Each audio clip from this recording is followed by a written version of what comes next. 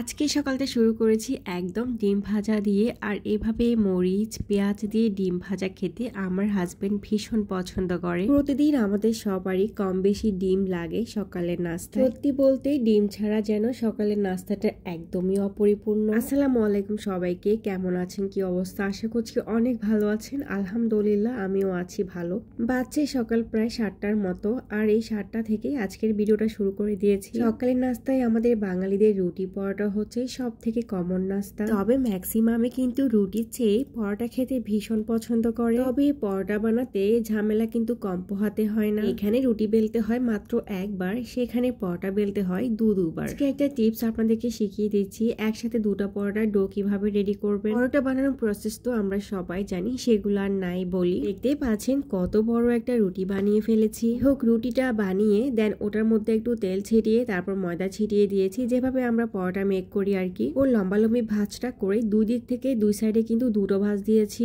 আমার মুখে বলার চেয়ে আপনার ভিডিওটা ভালো করে একটু খেয়াল করেন, তাহলে দেখবেন একটা রুটি থেকে কিন্তু আমি দুটো পরোটার ডো রেডি করেছি। এখানে ছুরি দিয়ে কেটে দুটোকে আলাদা করে নিলাম। আর এখন দেখতে পাচ্ছেন দুটো পরোটার ডো কি সুন্দরভাবে রেডি হয়ে গেছে। তাহলে কিন্তু আমাদের কষ্ট একটু হলেও কমবে, মানে একটা পরোটা কিন্তু বেলার ঝামেলা কমে গেল। আরো সহজভাবে বলি, আপনি যদি 6টা পরোটা মেক করতে চান, সেক্ষেত্রে আপনি 3টা বড় সাইজের রুটি বানিয়ে নেবেন। এরপর প্রতিটা রুটি থেকে দুটো করে পরোটার ডো হবে, যেভাবে আমি আপনাদেরকে ভিডিওতে দেখিয়েছি। তো আমার 6টার মতোই পরোটা লাগে, তো আমি 3টা মতো রুটি বানাই, তারপর ওখান থেকে 6টা পরোটার ডো রেডি করি। আপনি আপনার পছন্দ সাইজে পরোটা বানিয়ে নিতে পারেন। চাইলে আপনি গোল আকৃতির পরোটা অথবা চাইলে সবার পছন্দের চারকোনা শেপের পরোটাগুলো বানিয়ে নিতে পারেন। তো আমি কিন্তু একদিকে পরোটা বানাচ্ছি, অন্যদিকে পরোটাগুলো ছেঁকতেও দিয়ে দিয়েছি। দুই দিকটা একসাথে করতে গিয়ে দেখা যাচ্ছে দু একটা পরোটার মধ্যে একটু লাল বা কালো কালো পোড়া দাগ চলে আসছে। হবে কি, আমি একটু লাল লাল করে পরোটা ভাজা খেতে পছন্দ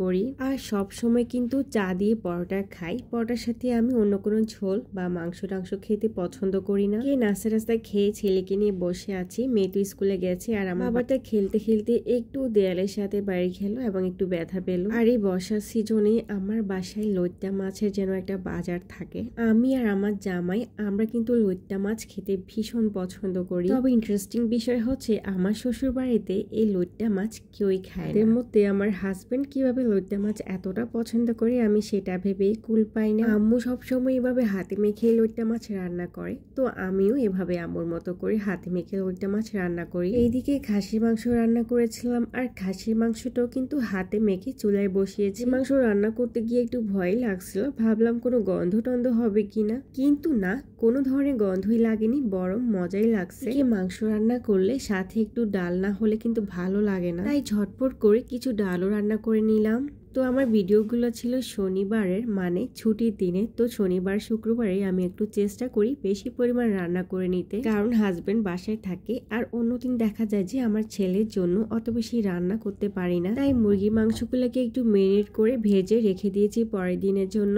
এদিকে হাতে মেখে পেঁপে রান্না করতেছি। পরের দিনের জন্য মুরগির মাংসের রান্নার ভিডিওটাও আজকের ভিডিওর মধ্যে অ্যাড করে নিলাম।